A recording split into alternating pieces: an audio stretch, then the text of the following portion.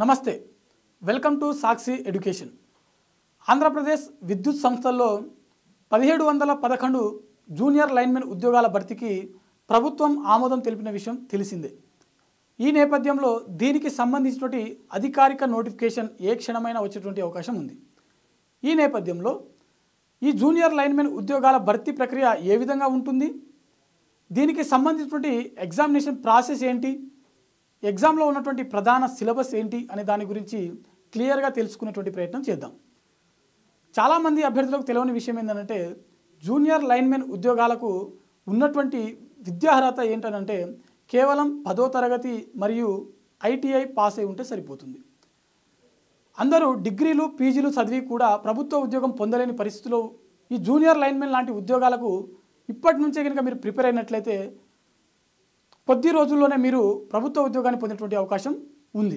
Examination process ఏ విధంగా ఉంటుంది అని అంటే మనకు ఒకటే పేపర్ ఉంటుంది। దీంట్లో 80 మార్కులకు గాను 80 ప్రశ్నలు కేటాయించడం జరుగుతుంది। ఇది ఇంగ్లీష్ మరియు తెలుగు భాషలో నిర్వహించబడేటువంటి ఒక ఆబ్జెక్టివ్ టైప్ క్వశ్చన్ పేపర్ అన్నమాట। ఇదే ప్రిలిమినరీ మరియు ఇదే మెయిన్స్ అన్నమాట।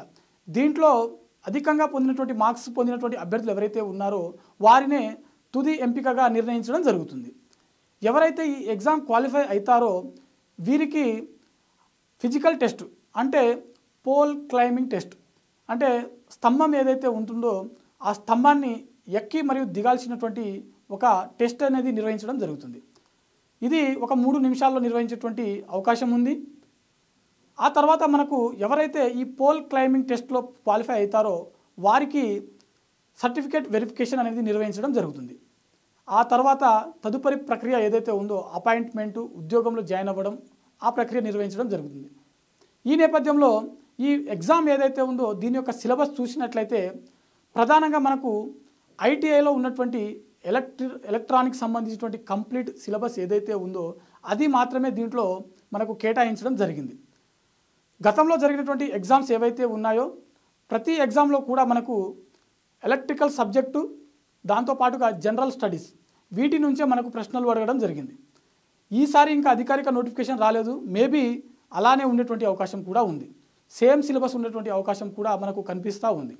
సో గతంలో జరిగినటువంటి ఎగ్జామ్ ఏదైతే ఉందో దాని యొక్క సిలబస్ ఒకసారి చూసినట్లయితే ప్రధానంగా ఈ 80 మార్కులకు గాను 20 ప్రశ్నలు మనకు జనరల్ స్టడీస్ నుంచి, 60 ప్రశ్నలు మనకు ఎలక్ట్రానిక్ సబ్జెక్ట్ నుంచి వచ్చేటువంటి అవకాశం ఉంది, అంటే ఎలక్ట్రికల్ సబ్జెక్ట్ అన్నమాట। అయితే ఈ జనరల్ స్టడీస్లో మనకు ఉన్నటువంటి అంశాలు ఏమిటంటే ఒకటి మనకు ఇండియన్ పాలిటీ, రెండోది ఇండియన్ హిస్టరీ, మూడోది ఇండియన్ ఎకానమీ, నాలుగోది ఇండియన్ జాగ్రఫీ, ఐదోది మనకు ఆంధ్రప్రదేశ్ జాగ్రఫీ, ఆరోది ఆంధ్రప్రదేశ్ హిస్టరీ। వీటితో పాటుగా రీజనింగ్ మరియు మెంటల్ అబిలిటీ కూడా ఈ సిలబస్లో ఇవ్వడం జరిగింది। సో ఇవన్నీ కలిపి మనకు 20 ప్రశ్నల వరకు వచ్చేటువంటి అవకాశం ఉన్నది। మిగిలిన 60 ప్రశ్నలు ఏవైతే ఉన్నాయో అవి మనకు ఎలక్ట్రికల్ సబ్జెక్ట్ ఏదైతే ఉందో దాని నుంచి వచ్చేటువంటి అవకాశం ఉంది। ఈ ఎలక్ట్రికల్ సబ్జెక్ట్స్ టాపిక్స్ చూసినట్లయితే ఎలక్ట్రికల్ బేసిక్స్, ఎలక్ట్రానిక్ సంబంధించినటువంటి సర్క్యూట్స్ మరియు ఏసీ మరియు డీసీ మరియు లైన్మెన్ డ్యూటీస్ వాటికి సంబంధించినటువంటి ప్రధానమైన అంశాలు ఇక్కడ మనకు సిలబస్లో ఇవ్వడం జరిగింది।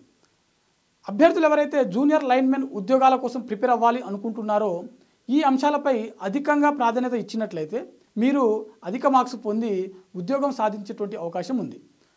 సో ఎవరైతే జూనియర్ లైన్మెన్ ఉద్యోగం కోసం ప్రిపేర్ అవ్వాలి అనుకుంటున్నారో ఇప్పటి నుంచే మీ యొక్క ప్రిపరేషన్ని మొదలుపెట్టి రానున్నటువంటి నోటిఫికేషన్ కోసం ఎదురు చూడకుండా ఎప్పుడు వస్తుందా అని ఎదురు చూడకుండా ఇప్పటి నుంచే గతంలో జరిగినటువంటి జూనియర్ లైన్మెన్ సంబంధించినటువంటి ఎగ్జామ్ పేపర్లు ఏవైతే ఉన్నాయో వాటిని తరచూ ప్రాక్టీస్ చేస్తూ మీకు అందుబాటులో ఉన్నటువంటి టెస్ట్ సిరీస్లను రాస్తూ సబ్జెక్ట్పై అధికంగా పట్టు తెచ్చుకున్నట్లయితే మీరు సక్సెస్ అయ్యేటువంటి అవకాశం ఉంది। ఇది ఇయాల్టి వీడియో, మరో వీడియోతో మళ్ళీ కలుద్దాం। చూస్తూనే ఉండండి సాక్షి ఎడ్యుకేషన్।